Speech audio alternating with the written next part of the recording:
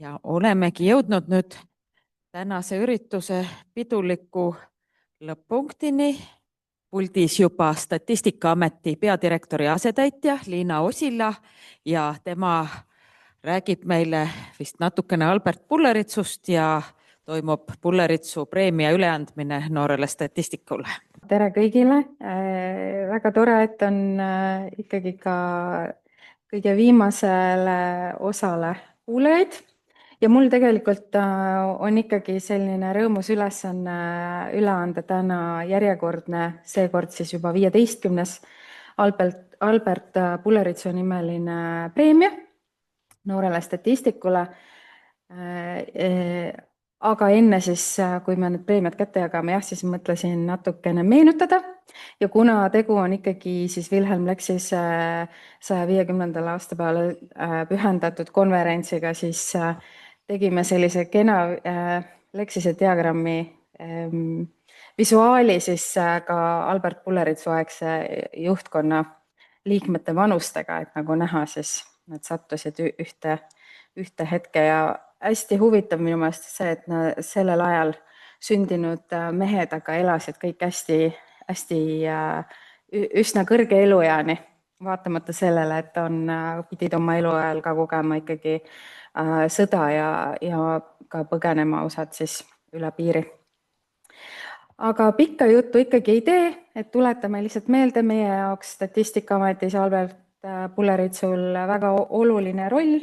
Albert Bullerits siis sündis Viljandimaal ja keskhariduse omandas ta Pärnus ja läks siis pärast seda õppima Peterburi põllumajandusinstituuti ja tegelikult siis põllumajandusloendus oli ka tema üks huvivaldkondi.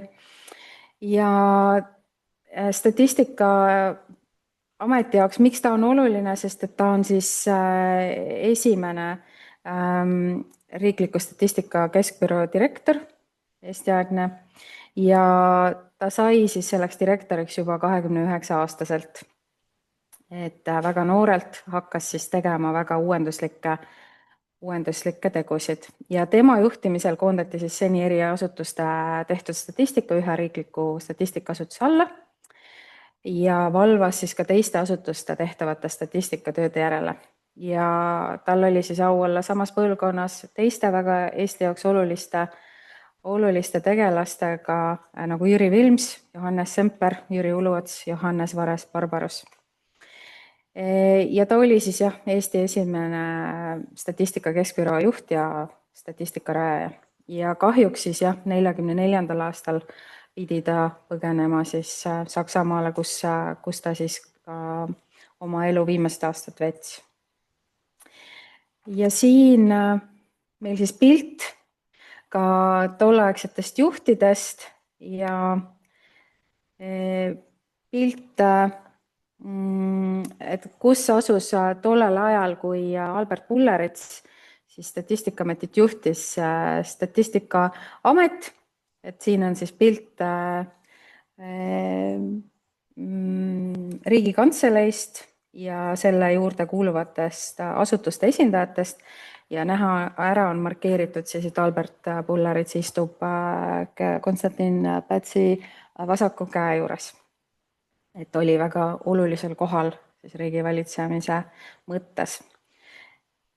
Ja jällegi, et kuna tegu on visualiseerimisele pühendatud konverentsiga, et siis näide ka joonisest sellel ajal, kui Albert Bullerits asutust juhtis. Ma ütleks, et vägagi asjakohane, vägagi uuenduslik ja vägagi selgelt visualiseeritud siis, et arvestades tolleaegseid vahendeid. Nii, aga jõudes siis selle rõõmsa sündmuseni, et Albert Bulleritsu preemia. Preemiaga tunnustatakse siis alati ühte üliõpilast, kelle töö on meie hinnangul siis kas magistri- või bakalaureuse töö rakendab ja arendab mõnda statistikameetodit ja on ühiskondlikult oluline. Eesmärk on siis innustada noori statistikahuvilisi ja tõhustada ka Statistikaaameti koostööd erinevate teadusasutustega, et ikkagi teadustöö tegijad oleksid huvitatud valdkonda panustama. Ja seekord siis on meil isegi suur rõõm anda välja 2 auhinda.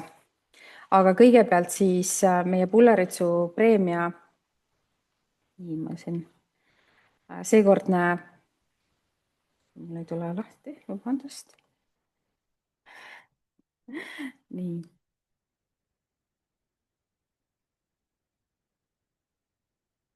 Seekordne võitja on, ma võtan kohe siit ka kingituse. Siin on väga palju infot lihtsalt, mis tuleb korraga edasi anda, on siis Jennifer Chelsea Laanet, kelle töö, magistritöö pere ümbritsevate inimeste ja keskkondade mõju õpilase matemaatilisele identiteedile ning matemaatilise identiteedi mõju matemaatika õpitulemustele PISA 2022. aasta andmetel. Magistritöö siis Tallinna Ülikooli Ühiskonnateaduste Instituudis, juhendaja professor Kadri Täht on siis seekordse žürii poolt valitud võitjaks. Ja Jenniferi töö puhul me toome kindlasti välja seda, et tegu on ühiskondlikult väga-väga olulise teemaga. Seda pole varem Eestis sellise nurga alt uuritud. Tema töö on väga sisukas, teaduslikult küps, ühendab metoodilise täpsuse, iseseisvuse ja ühiskondliku olulisuse, pakkudes tulemusi, mis kõnetavad nii teadlasi kui ka praktikuid. Ja meie loodame, et tegemist on kindlasti siis teemaga, mis annab sisendit ka poliitikakujundajatele, valdkonna probleemidega tegelemiseks ja vajadusel siis ka valdkonna statistika uuendamiseks. Jennifer on õnneks täna siin, saab kohe siis vastada. Palju õnne. Siin, ja sinu juhendajat ei olnud täna, eks ole? Siis meil on juhendajale ka aukiri. Aitäh veel kord. Nii. Ja kui ma mainisin, et meil on ka teine äramärkimine, siis me oleme täna siin ikkagi Wilhelm Lexise konverentsil ja juhtus nii, et üks töö, kes siis esitati ka nii-öelda siis preemia kandidaadiks, oli Wilhelm Lexise ja tema panust rahvastikustatistikasse uurinud üliõpilase töö, Mai-Britt ja mul ei ole kõik info ikka, Mai-Britt Meriloo. Ja tegu oli siis väga põhjaliku ja originaalse tööga, mis käsitleb Wilhelm Lexise Tartu perioodi, just nimelt, et kuna ta oli küll saksa päritolu, aga ta töötas vahepeal ka Tartu Ülikoolis ja andis siin välja siis oma rahvastikustatistika alase kõige olulisema teose. Ja me leiame, et see panus on siis nii Tartu Ülikooli ajalukku, aga ka statistika ajalikku niivõrd oluline, et me ei saanud seda kuidagi märkimata jätta, nii et Mai-Britt ka siis väike kingitus.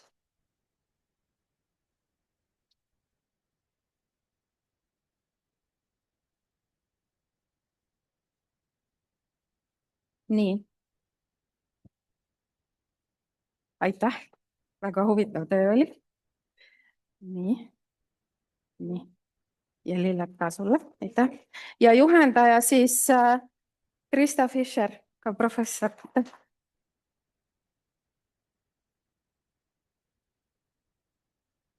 Ja, suurepärane töö. Ja kui Kadri Tähta siin täna ei ole, et tema ei saa kahjuks oma juhendatava kohta midagi öelda, et siis Krista, kas teie äkki soovite ise ka mingit kommentaari anda? Et muidu ma siis omalt poolt lõpetan. Mul on küll väga hea meel, et Mai-Britt selle preemia sai, sest tõesti ta oli nagu ikka hirmus põhjalik seda tööd tehes, et see, et tudeng läheb, ise kaevab välja neid arhiivimaterjale, laseb neid seal transkribeerida, nii et ma arvan, et kõik, mis vähegi Lexise kohta andis kuskilt välja kookida, et Mai-Brit selle kuskilt välja kaevas ja katsus sellest siis oma töösse kokkuvõtte teha ja lisaks sellele oli sellel tööl ka statistiline pool, kus tõesti ka elas sisse nendesse keerukatesse vanusperiood kohortmudelitesse. Nii et minu meelest oli see bakalaureuse tudengi kohta väga suur ja põhjalik töö tegelikult ja väga korralikult tehtud, nii et mina juhendajana saan ainult kiita. Tähtis meile Pulleritsust rääkimast, aga nüüd ongi meil päev läinud õhtusse, ei ole rohkem ettekanded, on kõik otsa saanud. Meil väga huvitav oli, mul natuke kahju, et see üritus võib-olla sai natuke liiga hilja välja reklaamitud, et meil ei ole nii palju inimesi, kui me lootsime, aga kõik need, kes ma loodan küll, et nii nagu mina ise tundsin, et me oleme väga sisuka ja huvitava päeva veetnud ja nüüd on siin ukse taga meil natukene üht-teist söödavat, joodavat, et saame veel omavahel juttu ajada erinevatel teemadel. Ja kõige enne, kui me ära lähme, üks suur aplaus on veel vaja paarile inimesele. Meil on siin Sandra, kes hoolitses, et kõik see asi meil toimiks. Ma ei tea, mis meil ma temata oleksin teinud. Ja seal kaamera taga on Anette, kellele samuti tuleb. Nii et palju ja suur aitäh ja lähme siis jätkame oma jutuajamist seal ukse taga.